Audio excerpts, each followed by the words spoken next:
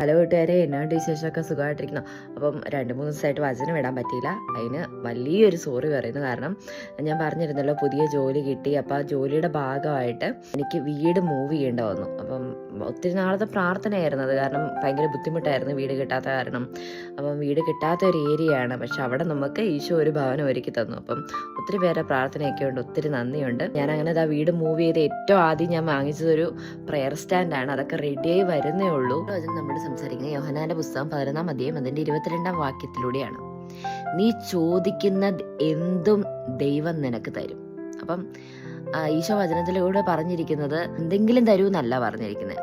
നീ ചോദിക്കുന്നത്, നമ്മൾ ആഗ്രഹിക്കുന്നത്, ഈശോയോട് ചോദിക്കുന്നത് എന്താണോ അത് ഈശോ എന്ത് ചെയ്യും? നമുക്ക് സാധിച്ചു തരുമെന്ന്. അപ്പം നമ്മൾ വിചാരിക്കും എൻ്റെ ആഗ്രഹങ്ങളൊന്നും നടക്കത്തില്ല. കാരണം നമുക്ക് പല തടസ്സങ്ങളും നമ്മുടെ മുൻപിൽ വന്നു നിൽക്കും. പൈസയുടെ പ്രശ്നങ്ങൾ, നമ്മളൊരാഗ്രഹം പോലെ നമ്മുടെ ആഗ്രഹം ചിലപ്പോൾ നമ്മുടെ കുടുംബക്കാരല്ലെങ്കിൽ പലരും അക്സെപ്റ്റ് ചെയ്യണമെന്നില്ല. പല ആഗ്രഹങ്ങളുണ്ടാവും നമുക്ക്, അല്ലേ? അപ്പോൾ ഒത്തിരി ആഗ്രഹങ്ങളുണ്ടാവും. മനുഷ്യന് അത്യാഗ്രഹം പാടില്ല, ആഗ്രഹങ്ങളുണ്ട്, അല്ലേ? എനിക്കൊരാഗ്രഹമുണ്ട് കേട്ടോ. അത് സാധിച്ചു കഴിയുമ്പം ഞാൻ നിങ്ങളോട് പറയാം. കാരണം വെച്ചാൽ ആ ആഗ്രഹത്തെ നോക്കിയിട്ട് ഞാൻ ആഗ്രഹം പലരോടും, എനിക്ക് വേണ്ടപ്പെട്ട പലരോടും ആ ആഗ്രഹം, അത് എനിക്കൊരു 4-ാം ക്ലാസ്സിൽ എൻ്റെ മനസ്സിൽ കിടക്കുന്ന ഒരാഗ്രഹമാണ്. പറയുമ്പോൾ അവർ പറയുന്നത് അത് ഭയങ്കര പാടാണ്, അതൊക്കെ ഭയങ്കര പാടുള്ള ഒരു കാര്യമാണ്. പക്ഷെ ഞാൻ ആ ഫസ്റ്റ് ആഗ്രഹം ആരോടാ പറഞ്ഞത്?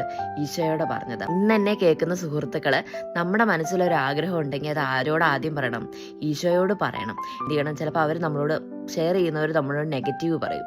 നെഗറ്റീവിനെ നോക്കിയിട്ട് നമ്മൾ എന്ത് പറയണം? എനിക്കത് സാധിക്കും, ഞാനത് എൻ്റെ ഈശോയോട് ചോദിച്ചതാണെങ്കിൽ ഇന്നല്ലെങ്കിൽ നാളെ എൻ്റെ ഈശോ ആ ആഗ്രഹം എൻ്റെ മുൻപിൽ ഞാൻ ആഗ്രഹിച്ചതിൻ്റെ അപ്പുറത്ത് എനിക്കത് കൊണ്ടുതരുമെന്ന്. അപ്പം അങ്ങനെ നമ്മുടെ ആഗ്രഹത്തെ എന്ത് ചെയ്യുന്നവനാണ്? മാനിക്കുന്നവനാണ് നമ്മുടെ ഈശോ.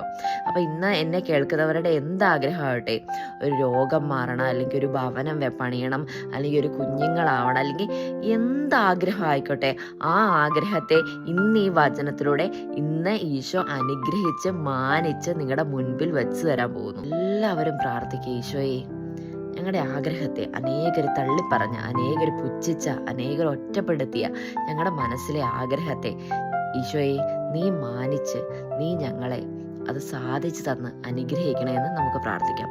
അപ്പോൾ കൂട്ടുകാരെ, ഇപ്പോൾ പോകുന്നു, പിന്നെ കാണാം. ബൈ.